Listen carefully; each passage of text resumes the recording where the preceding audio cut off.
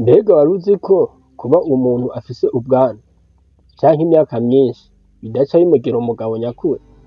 Hari abasore benshi bakuze mu myaka ariko mu mitekerereze yabo bakiri abana, kandi hari n'abasore bakiri bato ariko bamaze kuba abagabo nyakuri kubera uburyo biyumvira n'ingene bitwara.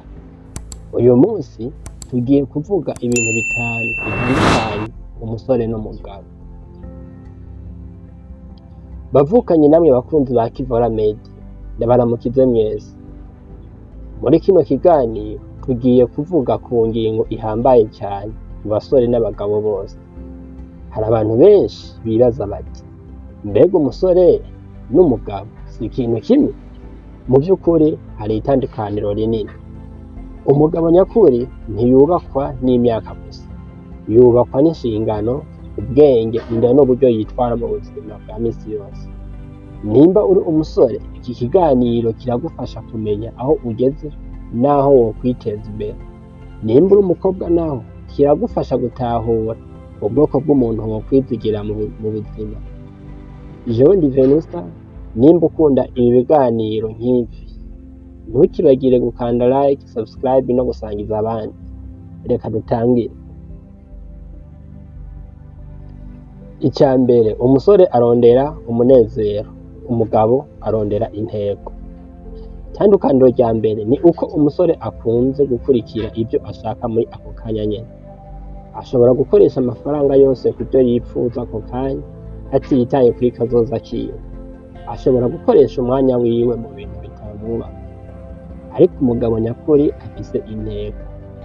Azi ico ashaka kuba mu mwaka umwe, imyaka 5 canke imyaka 10 iri imbere. Arazi aho aja kandi akagira intambwe afata buri munsi kugira ashobore gushika ku ntego ziwe. Abagabo batsinda si abahabwa amahirwe gusa, ni abemera aho baja. Icya kabiri, umusore ahunga inshingano, umugabo arazakira. Abasore benshi bakunda ubuzima butagira umutwaro. Iyo ikibazo kije barondera uwo bagishira ku mutwe, iyo ibintu bitagenze neza baca bagiriza abandi. Ariko umugabo nyakuri arakira inshingano, arazi ko gutsinda biva ku ngingo afata. Ntawundi ibibazo arabiraba mu maso akabitorera inyishu. Abantu barubaha umugabo kubera iyo yikorera umutwaro wiwe kandi akamenya no gufasha abandi. Icya gatatu, aravuga cyane, umugabo arakora. Abasore benshi bakunda kuvuga imigambi myinshi. Baravuga amabizinesi bazokora, baravuga inzu bazokubaka, baravuga amafaranga bazoronka, ariko umugabo nyakuri akoresha ibikorwa. Ntiyama yivuga, ibyo akora nibyo bimuvugira.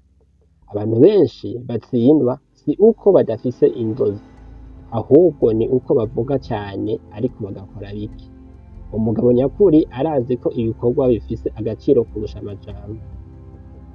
Icya kane, umusore ayoborwa n'amarangamutima, ariko umugabo ayoborwa n'ubwenge. Iyo umusore ashavuye ashobora gufata ingingo mbi. Iyo anezerewe naho ashobora gukora ibintu atiyumviriyeko neza. Ariko umugabo arabanza gutuza. Niyo hari ikibazo gikomeye, ariyumvira imbere yo kuvuga canke gukora. Arazi ko ijambo rimwe canke ingingo imwe ashobora gufata ishobora guhindura ubuzima bwiwe n'ubw'abandi. Nico gituma abagabo nyakuri bagira ukwihangana n'ubwitonzi. Icya gatanu nico ca nyuma, umusore yibanda ku kugaragara neza, umugabo nawe yibanda ku gaciro. Abasore benshi bibanda ku kuntu abantu bababona. Bashaka kugaragara nk'abafise amafaranga, bashaka kwerekana ibintu byinshi, bashaka gushimwa n'abantu bose. Ariko umugabo nyakuri yubaka agaciro kiwe. Arazi ko icyubahiro kitagurwa n'amafaranga. Arazi ko ukwizigirwa kuruta kumenyekana. Arazi ko imico myiza iramba kurusha ibintu byose umuntu ashobora gutunga. Umugabo yubaka izina ryiza aho kubaka ishusho gusa. Bavukanye twabonye ibintu bitanu bitandukanye umusore n'umugabo. Umugabo afise intego, arakira inshingano, arakora aho kuvuga gusa, ayoborwa n'ubwenge aho kuyoborwa n'amarangamutima, kandi yubaka agaciye aho kubaka ishusho gusa. Nimba uri umusore, ntutinye kwiteza imbere. Kuba umugabo nyakuri ni urugendo umuntu afata buri munsi. Nimba iki kiganiro cyagufashije, andika muri komantere ikintu kimwe ushaka guhindura mu buzima bwawe. Ntimwibagire gukanda like, subscribe no gusangiza abandi. Jewe ndi Venusta wa Kivora Media, murakoze, Imana ibahezagire.